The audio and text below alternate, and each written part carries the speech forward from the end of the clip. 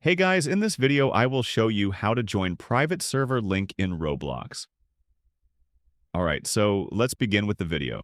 First, open the Roblox app on your mobile device. Once the app is open, tap on More in the bottom right corner of the screen.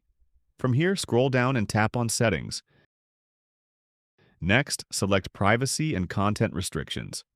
Once here, then tap on Visibility and Private Servers. Now tap on Private Servers and make sure this option is set to everyone.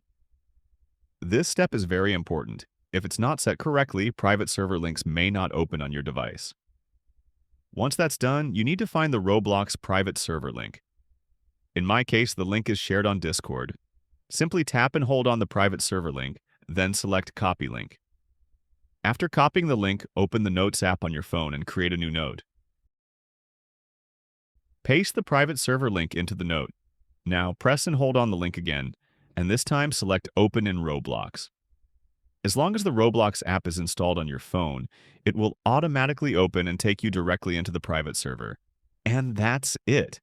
So that's basically how you can join private server link in Roblox. So that's all for this video.